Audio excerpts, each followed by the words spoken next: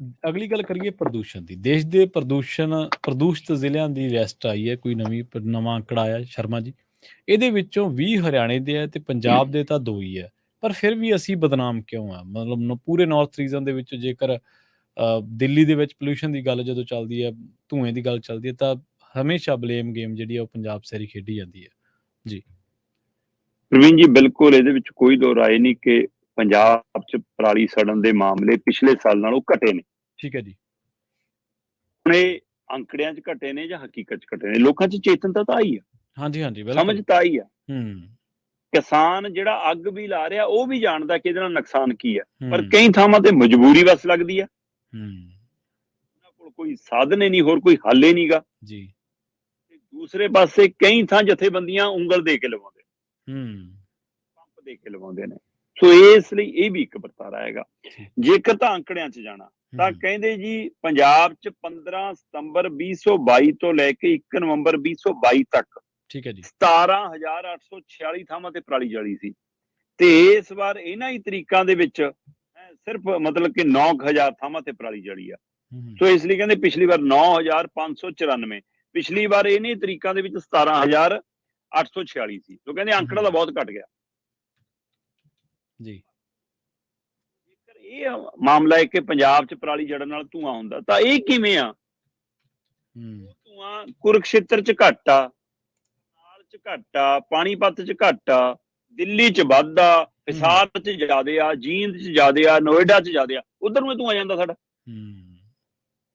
ਇੱਧਰ ਪੰਜਾਬ ਵਾਲੇ ਜ਼ਿਲ੍ਹੇ ਵੀਰਵਾਰ ਦੇ ਹਵਾਲੇ ਨਾਲ ਇਹ ਅੰਕੜਾ ਆਇਆ। ਠੀਕ ਹੈ ਜੀ। ਅੰਕੜਾ ਇਹ ਦੱਸਦਾ ਕਿ ਦੇਸ਼ ਦੇ 52 ਜ਼ਿਲ੍ਹੇ ਜਿਹੜੇ ਸਭ ਤੋਂ ਵੱਧ ਪ੍ਰਦੂਸ਼ਿਤ ਨੇ, ਹਾਂਜੀ ਹਾਂਜੀ, ਉਹਨਾਂ 52 ਜ਼ਿਲ੍ਹਿਆਂ ਚੋਂ 20 ਜ਼ਿਲ੍ਹੇ ਹਰਿਆਣੇ ਦੇ ਨੇ, ਸਾਡੇ 2 ਨੇ। ਠੀਕ ਆ। ਸਾਡੇ ਲੱਗੀ ਕਹਿੰਦੇ। ਹਰਿਆਣੇ 'ਚ ਤਾਂ ਕਹਿੰਦੇ 1296 ਥਾਵਾਂ ਤੇ ਅੱਗ ਲੱਗੀ ਆ। ਠੀਕ ਆ। ਪੰਜਾਬ 'ਚ 9594 ਲੱਗੀ ਆ। ਹਰਿਆਣੇ ਵਾਲੇ ਅੰਕੜੇ ਲੁਕੋਏ ਗਏ, ਹਰਿਆਣੇ ਵਾਲੇ ਅੰਕੜੇ ਬਚਾਏ ਗਏ। ਮੈਂ ਕਹਿੰਦਾ ਹਰਿਆਣਾ ਵੀ ਛੱਡੋ, ਤੇ ਰਾਜਸਥਾਨ ਦੇ ਅੰਕੜੇ ਕਿੱਥੇ ਨੇ ਜੀ? ਇਹ ਵੀ ਛੱਡੋ।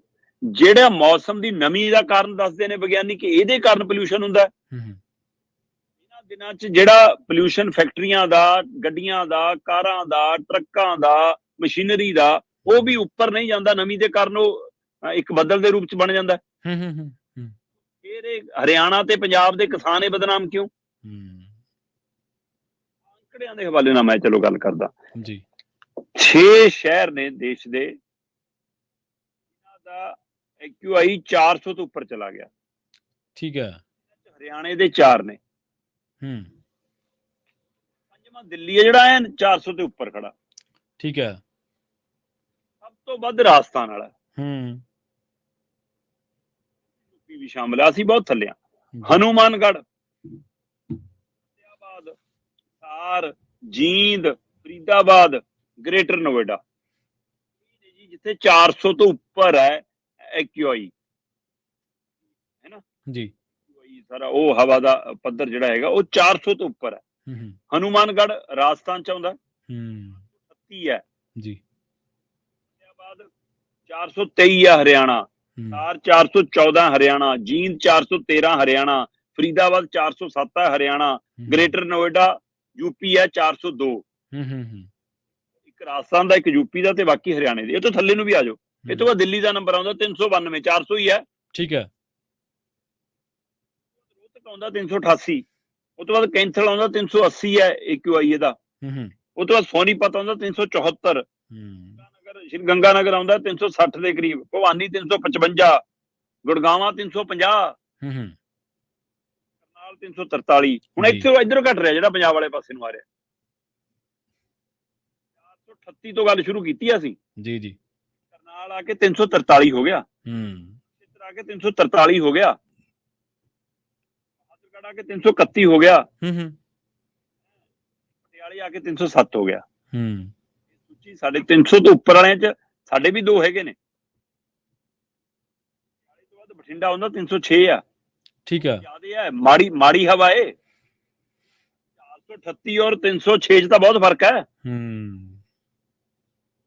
92 ਔਰ 306 'ਚ ਵੀ ਬਹੁਤ ਫਰਕ ਹੈ ਜਨਾਬ। ਜੀ ਜੀ, ਬਿਲਕੁਲ ਬਿਲਕੁਲ। ਦਿੱਲੀ ਦਾ 392 ਆ ਤਾਂ ਪਟਿਆਲੇ ਔਰ ਬਠਿੰਡਾ ਦੋ ਹੀ ਸ਼ਹਿਰ ਆਏ ਆ 350 ਦੇ ਗੇਟ 'ਚ। 307 ਔਰ 306 ਹੈ।